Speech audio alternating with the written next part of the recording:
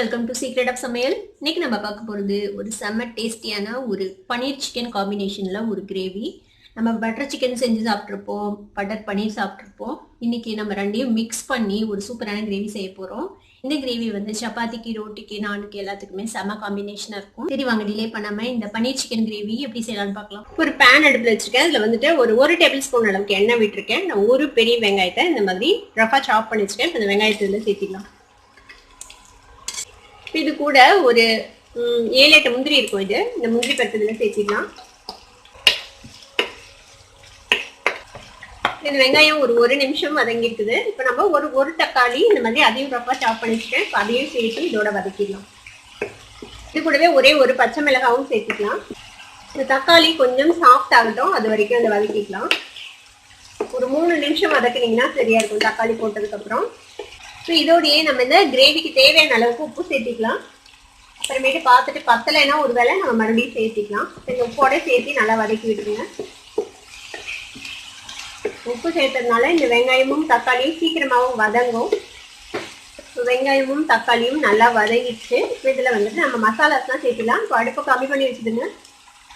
இதில் 1 டீஸ்பூன் மல்லித்தூள் சேர்த்திக்கோங்க. கூடவே ஒரு 1/2 டீஸ்பூன் மிளகாய் பொடி சேர்த்திக்கலாம். ஒரு 1/4 டீஸ்பூன் மஞ்சள் பொடி சேர்த்திக்கோங்க. இந்த மாதிரி லைட்டாக பரட்டி விட்டு நம்ம அடுப்பு ஆஃப் பண்ணிடலாம். இது ஆறட்டும். ஆறுனதுக்கப்புறம் இதை அரைச்சி எடுத்துக்கலாம். இப்போ அதே பேனில் நான் ஒரு 2 டேபிள் ஸ்பூன் அளவுக்கு எண்ணெய் விட்டு வச்சுருக்கேன்.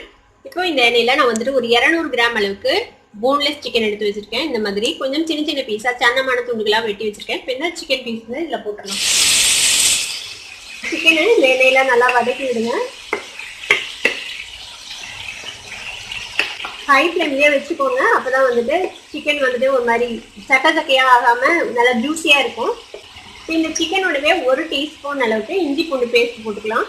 இஞ்சி பூண்டு பேஸ்ட்டோட சேர்த்து இந்த சிக்கனை வதக்கி விடுங்க. இப்போ இந்த சிக்கன் வந்துட்டு இதுலேயே கொஞ்சம் நேரம் வேகட்டும். நம்ம மூடி போட்டு ஒரு 3 நிமிஷம் அப்படியே வேக விடலாம். இப்போ ஃப்ளேமை கம்மி பண்ணி வச்சுடுங்க. ஒரு 3 நிமிஷம் அப்படியே வேகட்டும். இப்போ இதுக்கடையில் நம்ம வதக்குனதை மிக்சி ஜாரில் போட்டேன். நல்லா ஆறிச்சு. இப்போ இதை வந்து நல்ல ஃபைன் பேஸ்ட்டாக அரைச்சி எடுத்துகிட்டு வந்துடலாம். இப்போ நம்ம சிக்கன் போட்டு வச்சு ஒரு 3 நிமிஷம் ஆச்சு. நம்ம ஓப்பன் பண்ணி பார்க்கலாம். பாருங்க, சிக்கன் ஓரளவுக்கு நல்லா வதங்கிடுச்சு. நம்ம இஞ்சி பூண்டு பேஸ்ட்டும் பச்சை வாசனை எல்லாம் போயிடுச்சு. இப்போ நம்ம அரைச்சி வச்சிருக்கிற இந்த விழுது சேர்த்திடலாம். வெங்காயம் தக்காளி போட்டு அரைச்ச விழுது. இப்போ சிக்கன் வந்துட்டு இன்னும் வேகணும். நம்ம தண்ணி விடணும். இப்போ இதுலேயே கொஞ்சமாக தண்ணி விட்டு நல்லா அலசி இதில் ஊற்றிக்கலாம்.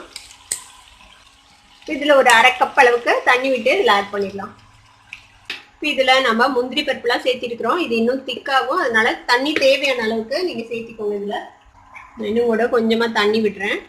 இப்போ இதில் உப்பு செக் பண்ணிக்கோங்க. நம்ம அரைக்கிற அந்த மசாலாலேயே உப்பு சேர்த்திட்டோம். உப்பு செக் பண்ணிக்கோங்க. தேவைப்பட இப்போ சேர்த்திக்கலாம். இப்போ இது கூட நம்ம வந்து ஒரு 1/4 டீஸ்பூன் கரம் மசாலா பொடி சேர்த்திக்கலாம்.